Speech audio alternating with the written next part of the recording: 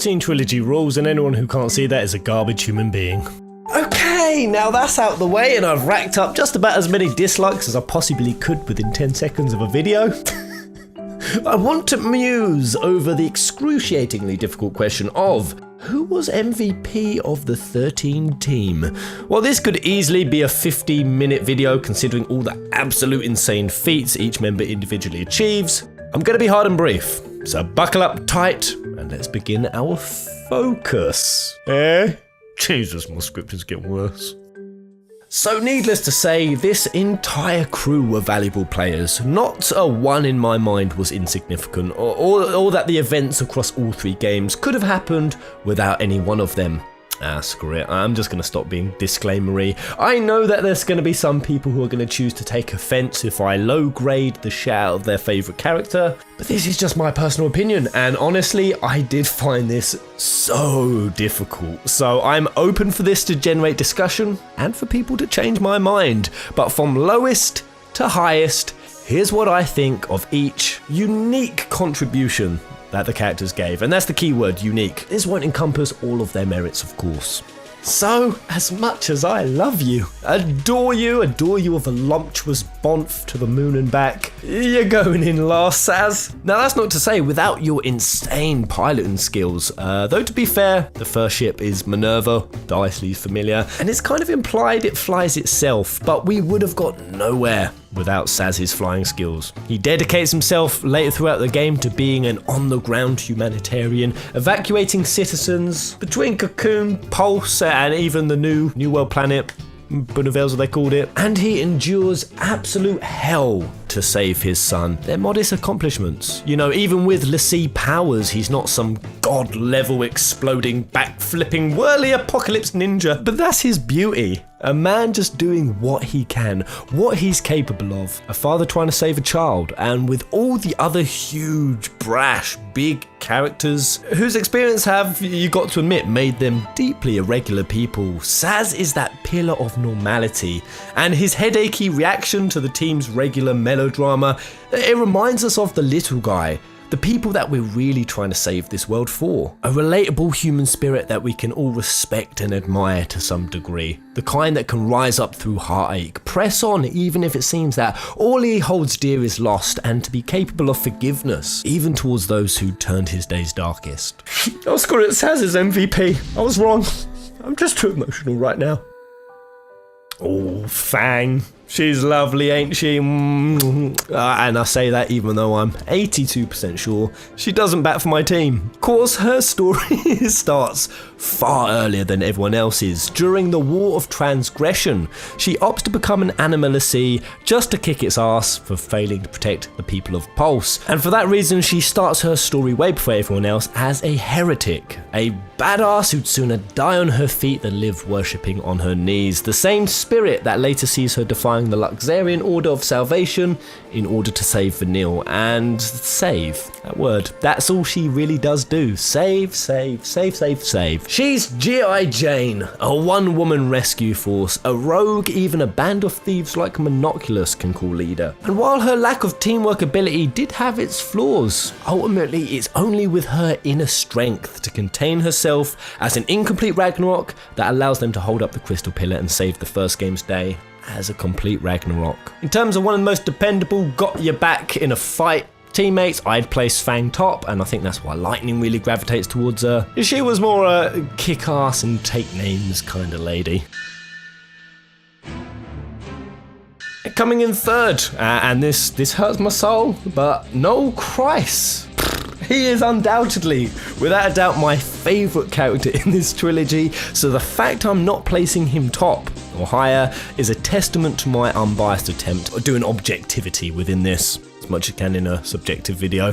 This dude, he has had to live alone as the last human in existence, which is just about the most depressing thing ever.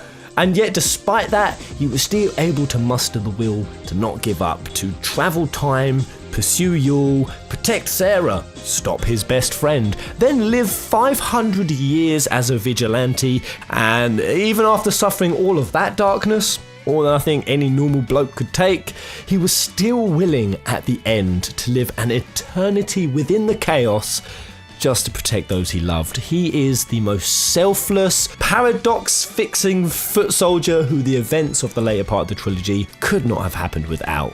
Sure, he gets misguided with trickery and fake oracle drives that leads him to do some dumb shit, but his willingness to shoulder the burden of misery, in my eyes, was what allowed to give rise to other characters, to support them, hold them up for their achievements. And no one deserved a happier ending. No one. I cry every Tim. I love this woman. I love her. I love her. I would never go as far as to use such a weeby term as, say, waifu, but she is best waifu. And actually, that might just be the individual significance of Serah, at least certainly for the first game, being such a lovable lass who people found themselves naturally endeared to. Now, even Vanille, who only met her once, and friend-zone Noel prove the influence of her personality. The love of my life becoming Lissy first, then crystallising after completing her focus, which was what literally put the team on the journey to theirs and eventually saving Cocoon, and it's also what keeps them going through that journey. Certainly for Snow and Lightning at least. Saving the world was kind of just a byproduct of what was their original main goal, to get her back. And these strong emotional bonds continue all the way throughout 13-2, and it's what allow her to see through the paradox of Lightning's fall, to foresee and save Snow from getting flanned, and oh yeah, even bring back Noel from his dream world. Or nightmare, I think would be more fitting.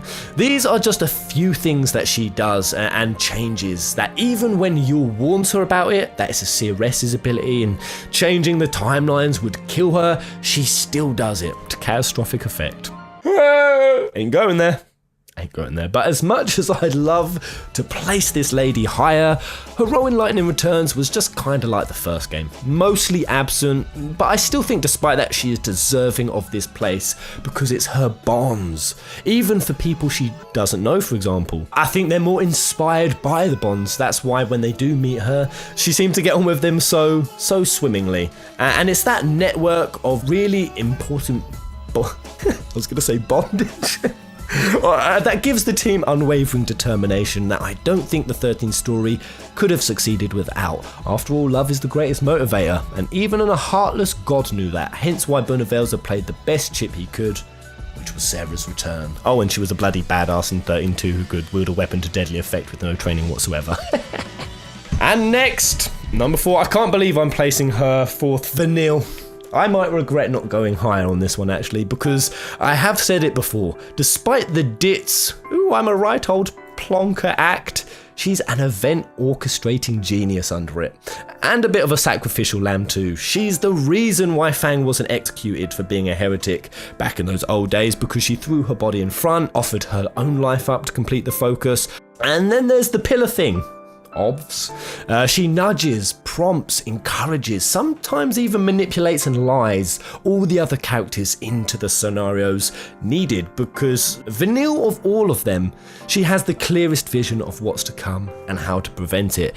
It's both funny and immensely dark at times how she goes about it, but even in 13-2 she shows up again with a paradox ending called Vanille's Truth, I think it was. But Lightning Returns, that was really where, in my eyes, put her contribution above, say, Fang's for me, becoming a vessel who hears and feels the torment of the dead within the chaos. The church revere her as a saint, though they manipulate her to believe that the only solution is to use what's called the clavis, a coffin for the dead which will kill Vanille, and that's a fate, again the sacrificial lamb, that she is of course willing to accept if it means putting the dead to rest, ending their torment, and it nearly happens. And I want you to remember this part here for my number 1 pick later, this clavis moment. But the truth is revealed that it's just Bonavelza's plan to purify mankind of their emotions, and in a boatload of epic drama, Vanille ceases performing the soul song and instead uses her power to guide the souls of all humanity into an ark where they are reborn into the new world, which the game clearly makes out is Earth. So our existence is thanks to Vanille, I guess. Thanks, Vanille. Man, I need to speed this up. So number 3, oh, it's hope. He's Hope, he's a 14-year-old whiz kid, basically the real Sid of the game, with a natural genius for technology and science. Now, he tampers with Dreadnought tech, which helps us progress through the game. He leads our group into the Ark at the start of the journey, and while admittedly he fucks about a lot in that part of the game, what with his immaturity, his age, his cowardice, his rage for, just the death of his mum. Oh god, I can never see why some people fail to throw this boy a friggin' bone. Throw him a bone for embarking on one of, if not the steepest maturity and character development arcs, in my opinion, in the entirety of Final Fantasy. People still don't give him a break. And then they certainly should after becoming a world-renowned leader who builds an entire new planet that saves all of humanity. He builds a new world for them, and he doesn't just physically save them. The interim novella detailing what's called the chaotic era between 13-2 and Lightning Returns states that he also found a way to reverse the chaos so that humans could breed again, have children again. So we can even thank Hope for bonking. He literally does become, and it does state this, he becomes a beacon of hope for all of humanity, whose unwavering resolve inspired the last survivors of mankind to endure. So much so, it's actually why Benevelza tried to turn specifically him into a puppet. Because he was so revered, Benevelza removed him, and in that void the Luxarian Church could form, and then he'd have worshippers. But even that didn't work. Hope still manages to break the manipulation of a god, to tell Lightning that she needs to save Serah's soul, despite the fact that it would kill him and was contradicting what Benevelza had brought him back into existence for. This kid's heart is so unbreakable that not even when he tried could a god snap it. Stop messaging me during my videos, goddamn you. In fact, in trying to do so, Benevelza accidentally absorbed Hope's heart, and that was what gave the douchebag emotions, which ultimately was what made him vulnerable for the final defeat. He is basically the FF equivalent of Sara in every way, and that's why despite the, oh, he whinged too much because his mum died, I have to place the S-Dime close to the top of my MVP list. Okay, pepper yourselves. We're down to our last two, and believe me, no one is more shocked than me to say I'm not going to pick who you think. I'm actually going to put Lightning in as the second biggest contributor. What? I know, it's insane.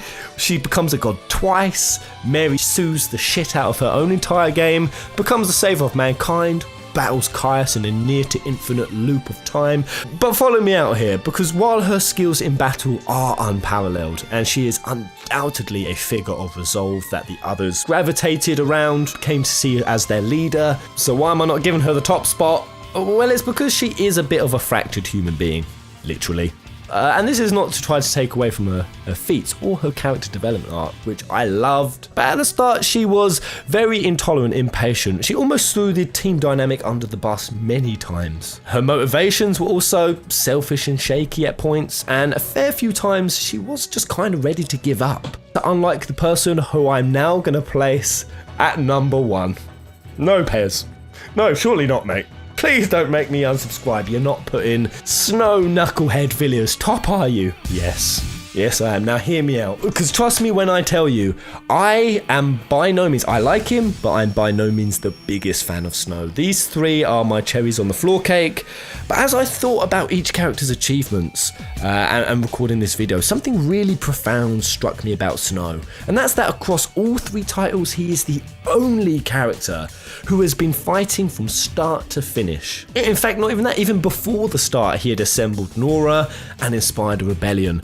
That battle that he's been waging continues then for a mighty 500 years. No crystal stasis, no miserable brooding. In fact, he spends that time protecting and serving as leader, I think it's patron, is it, of one of the few cities left in the world. And it's a free and jovial one at that. And that's not the first time he's done this. He and Nora, under his leadership, also built New Bodom as well on Pulse. And even in 13-2, he spends, his time doing exactly what Noel and Serah does, just doing it on his own. He travels repeatedly up and down paradox timelines, fixing them in direct proxy war with Caius. Caius breaks something, Snow fixes it. And that's including preventing Hope's assassination to save the world. There is no future without hope. Foiling Alyssa's plot that would have sabotaged everything, and he does that with another 13 timeline cases. Remember that Clavis moment I spoke about that would have destroyed all of humanity? Well, Badman Snow's impeccably timed ceiling dive bomb was what saved it going off. Destroy it!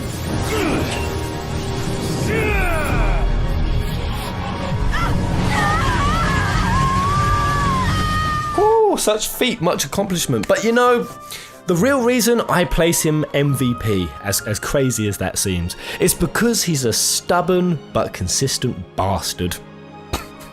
It's because of his unwavering confidence that saw the glimmer of potential when no one else did.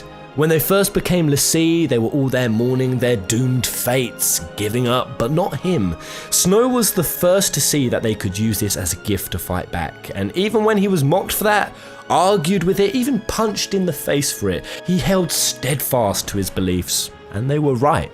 His optimism and determination was what held the team together in my mind, and even if some of them didn't believe it at first, he planted the seed in the teammates' minds that they could be the heroes of this story. And sure, I agree, he is a bit of an arrogant, egotistical prick. I mean, not even a bit. In fact, he just is, and he actually knows it himself. But he's one of the only characters in the trilogy who didn't waver, and I love this line here. Haven't changed at all. Okay, sorry. At least I'm consistent, right? Nothing says it better than that, really. He has character flaws, but in my eyes, Snow really was the hero that he claimed to be. A dude who can trust his fiancée gallivanting with a last man in the world kind of thirsty pretty boy.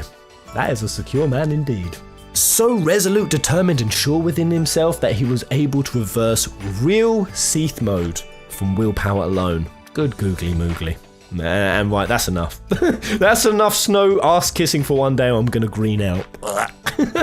There it is, guys. That's why I'm placing them in that list. From most MVP to least MVP, LVP.